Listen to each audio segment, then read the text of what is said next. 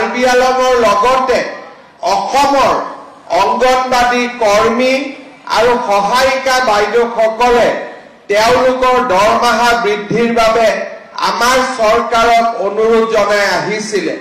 মই আপোনালোকক ক'ব খুজিছো যে অহা 1 অক্টোবৰৰ পৰা আমি আপোনালোকৰ দৰমহাও বৃদ্ধি কৰিম আৰু লগতে আপোনালোকক এটা এককালীন সাহায্যও আমি আগবঢ়াম।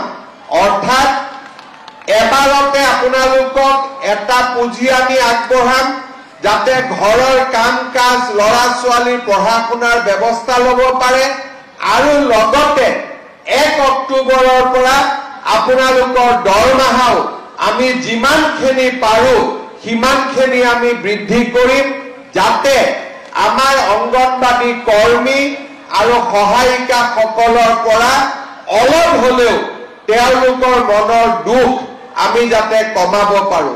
ভাল হ'বনে বেয়া হ'ব দৰমহাটো বঢ়াই দিলে?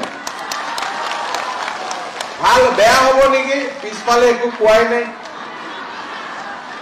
ভাল হ'বনে বেয়া হ'ব? ভাল হ'ব। তাৰপিছত আৰু আন্দোলন কৰিব নালাগিব হা, ঠিক হ'ব নহয়? হ'বনে নাই? কোনে কোনে দিছপুৰত গৈছিল আন্দোলন কৰিবৰ কাৰণে হাত দাঙকচোন। এতিয়া কোনেও যোৱা নাই, ইয়াত কোনেও হাত নাদাঙে। বাইদেউ গৈছিলে? কেইদিন গৈছিলে? কেইদিন আন্দোলন কৰিব কেইদিন গৈছিলে?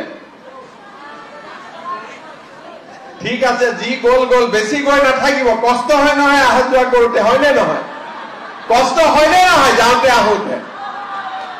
তাতেতো খোৱা বোৱাটো কষ্ট। অহাবাৰ আন্দোলন কৰিব গ'লে মোৰ ঘৰতে খাব আহি যাব চববিলাক। হ'ব।